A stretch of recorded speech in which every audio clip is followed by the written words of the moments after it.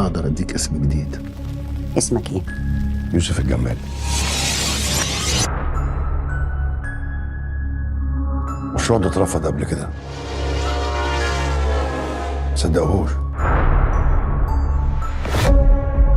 دي رحلة موت. أنا عمري ما همشي واسيبك تاني، احنا بندور على إبرة في قماش. بس الطريق اللي احنا فيه ده ممكن ما نرجعش منه. أنا مش عايزة أخسرك. يعني مكان غرق الغواصة مش موجود غير في مكان واحد بس، الأرشيف السري في الفاتيكان. وأنت هتعرف تدخلنا المكان ده؟ ديرتي بزنس.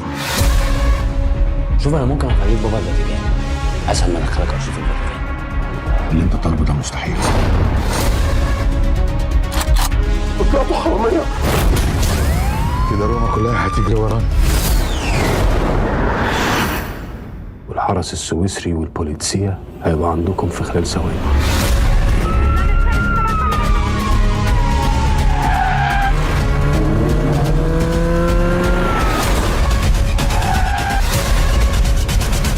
عارف يعني ايه السلفادور؟ اللي بيدخلها ما بيعرفش يخرج منها. اركب لها منين دي؟ بس وانا وحشه ولا ايه؟ مرة واحدة رايحين نخطب لك. تفكر في ايه؟ ده نخطف طيارة.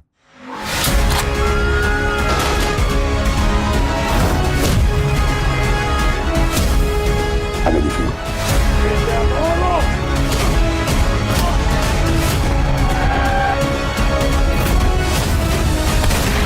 أي حاجة خطر هنلاقيها تحت، هنطلع فوق. يوسف أنت كده هتموتنا كلنا.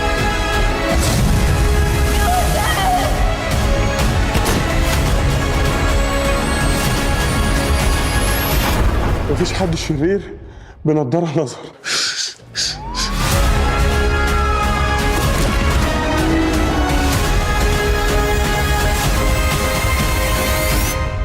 العالم كله هيتكلم عن مشروعك.